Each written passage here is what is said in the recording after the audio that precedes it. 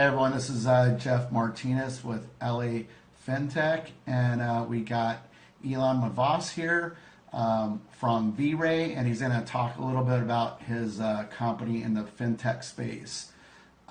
So give us a little bit about your background. Perfect. Thanks, Jeff, for having me on the show today. And as far as my background, I've spent pretty much my entire career in banking and payments. I started my career at Wells Fargo. I've worked at other financial institutions like City National Bank in Los Angeles, Connected Federal Credit Union, and I've even worked at a large software company, Intuit, which operates in the fintech space. So it might be a bit unusual in the sense that I'm coming from the traditional space, entering the startup world. But luckily enough, and the different roles I've had within banking, I've always worked in innovation, and I've had an opportunity to see lots of interesting companies. It's cool. So how did you start up with the Vray? Perfect. So the team, I was at one of my previous roles, and the initial engineering team came to me with ideas about starting a fintech. At this point, I engaged in reviewing probably 100 pitch decks a year to see what types of interesting fintechs were around. And I thought the engineering team had a lot of chops, a lot of dedication, a lot of focus. They didn't have a lot of industry background. And so the initial concepts they had made sense from user experience, but they weren't real business models. They tooled around for a couple more years, thinking about concepts. And when we found something that was more fruitful, they pitched it back to me. I decided to join the team in the role of CEO, and the company Vray was born. So tell us a little bit about Vray. What is Vray? Perfect. So Vray is a very innovative product, and we're a B2B solution, white label only. So you won't see Vray branded out in front of your consumer experience, but Vray will power payments in the background. And what does Vray offer? Vray offers a simple and seamless payment experience, leveraging the traditional payment rails. I will say that again, leveraging the existing payment rails, no blockchain, no Bitcoin involved. Although those are fantastic technologies, that's not what Vray is doing today. With Vray, we're leveraging the existing payment rails. So if a consumer shops online with our very first product, they're no longer required to enter in their card number, their CVV, their expiration date, and the transaction will process the same way it does today. So if a consumer wants to use their rewards card, they'll still earn the rewards. If the merchant wants to have it and maintain their existing merchant service contract, they can. So the entire transaction floats over the regular payment rails today. The difference in user experience is when the consumer goes to finalize the purchase, instead of typing in their card number, they'll have a button that probably says something like verify by phone. We send them a code. The consumer authenticates with their thumb, and the transaction goes through completely. Our first product is for online, but we'll have other products that come to market that address other use cases like ATM or Beacon or other emerging payment platforms.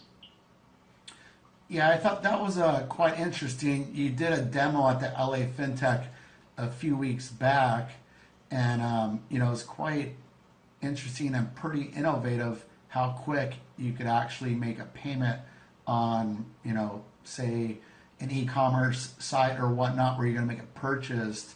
Can you go a little bit more in detail on how that works, or explain it at a very basic level to the people watching? Because I thought that was like really cool from a user experience at the checkout, how quick it is. Well, thank you. One of the things we work on at Vray is user experience, and we do want to make sure that consumers can get through the transaction at the same speed they do today.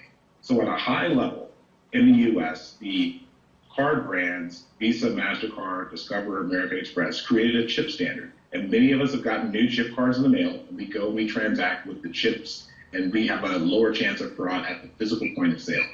That same body, that same consortium, known as EMVCo, also launched a standard for card not present.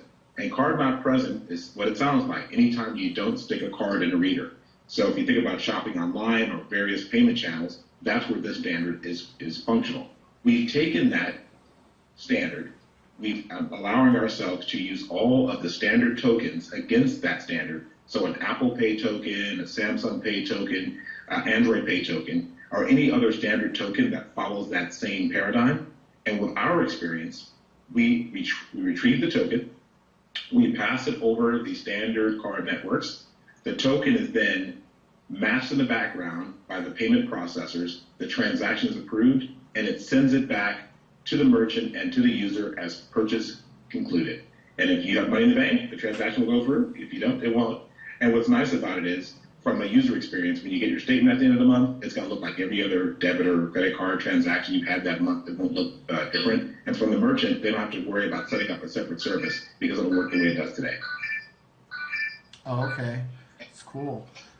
What do you think that token, like what type of security is involved with that token? Because I am sure people are worried about security or whatnot and different cyber attacks and whatever. So how is that token secured? Perfect. What's nice about this is this is a distributed token network. So the tokens reside physically on separate users' cell phones. So there is no central database of tokens. They reside separately on your phone, my phone, and it makes it very difficult for a mass attack, because for a large-scale fraudulent attack to take place, a fraudster would have to basically physically attack all of our phones, which is highly unlikely and not very scalable crime. And in terms of the token itself, what's wonderful about it is it is not a static token. I will state that again. The token itself is not static. The token itself is dynamic. What I mean by that is every single time you transact, the token changes state. So let's just say, for a simple example, the token has, say, a transaction counter embedded in it. So if a fraudster were to, say, compromise that token and try to resubmit it for a transaction, the next time they try to run that same transaction, the internal counter knows that transaction's already taken place and it will automatically reject. That token is specific to your device and it's specific to the transaction that needs to take place. So if it's transaction 1, it's expecting transaction 2 to be next. And it's a bit more simple, a bit more complex than a transaction counter, but the secret sauce is that the token changes state after every transaction. So once you've already committed to making a purchase, the token is useless. That's great to hear. I think in almost weekly we hear things about some type of penetration, credit cards or banks or healthcare or whatnot. So it's really good to hear that token's pretty secure, especially after every use. Who are some of your competitors that are out there? Like, who are you up against? I think in many ways you could argue that we're up against players like possibly PayPal or possibly Amazon Payments. And I'm careful to say possibly because we're a white label B2B solution. We're very open to licensing our software, our SDK out to other players in the space. So as a pure white label B2B play, we don't see very many players that we know of that are doing exactly what we're doing. We see branded players trying to establish themselves in the space and in the mind of consumers. We strictly want to operate within the ecosystem, licensing our software to banks, to processors, or to merchants. That's pretty cool. Any deals already so far that you could talk about? Or we're in discussion with a couple of the larger processors who shall remain nameless at the moment, but I think we're having pretty good traction. And we've been lucky enough that we've been accepted into the accelerator known as Evo Nexus here in Southern California. They have an office both in San Diego and in Orange County, and they give us all of the resources that you need at any large accelerator. And what makes that fantastic for us is it adds credibility, and it also makes it easier for us to engage in partners. Some of the partners are very familiar with Evo Nexus, so it makes opening doors to having conversation with processors or banks much easier. That's great.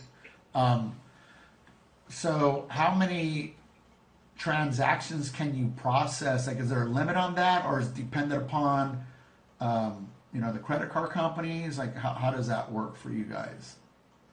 We basically have no upper limit on the number of transactions we can process. As long as they can be transacted over the card networks, we can route the transaction. If it got to be, billions of transactions per day, we could probably have to stand up a separate instance of a server. But basically, there's no upper limit on what we can do. Okay.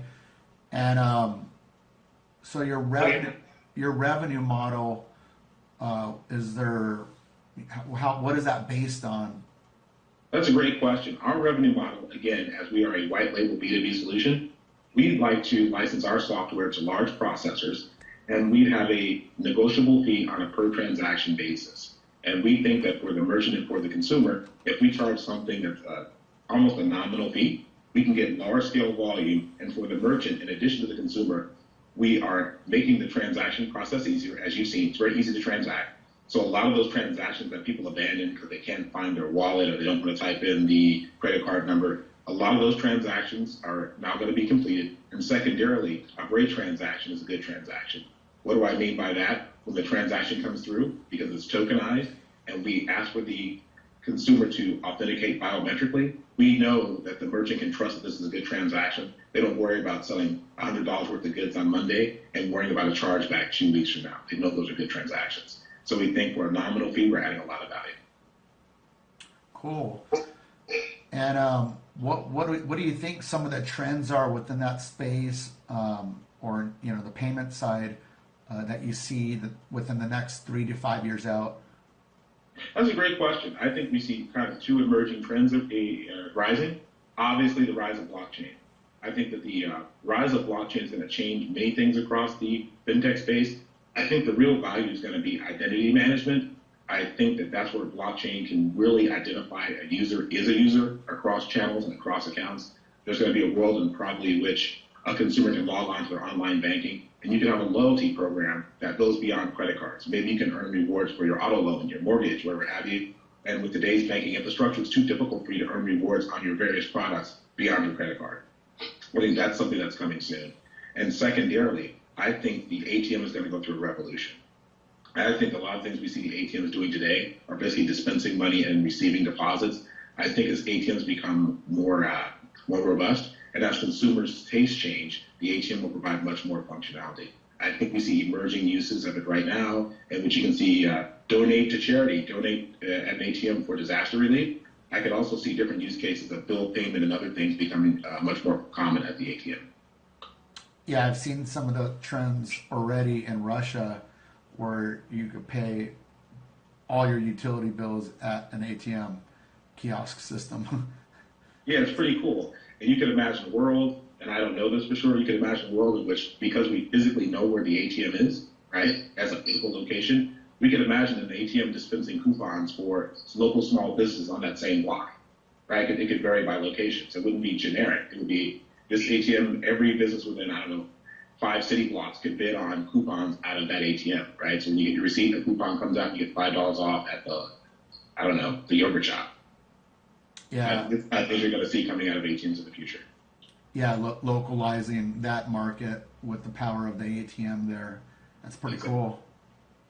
Any other last minute notes you want to tell the viewers? Something up and coming for you guys, or I think up and coming for us, we're going to do lots of trade shows. We are going to be at Demo Day down in San Diego on March 28th as part of Evo Nexus. If anyone wants to come down and see us present, again, that's March 28th. Evo Nexus is the sponsor. We'll be at Qualcomm that evening, and all of the startups within the Evo Nexus portfolio will be presenting that night. So if anyone feels like a drive down to San Diego, that'd be great. And for us, we're going to keep on plugging. We're going to attend many of Jeff's great events, and we're going to try to go out and share the Vray value proposition with as many people as possible. And my parting shot is, I think we should give a lot of thanks to Jeff and his group. And prior to that, I think we should also give a lot of thanks to Green Dot. They were kind of the pioneers for fintech in LA, and we want to be like the next Green Dot to really keep LA on the map in terms of the fintech ecosystem. Cool. What's your website domain? www.vrayinc.com. That's BRAYINC.com. B like Victor, R like Roger, A like Andrew, Y like Yellow, I like Ingrid, N like Nancy, C like Carlos.com. VrayInc.com, and we'd love to share our information with you. Cool.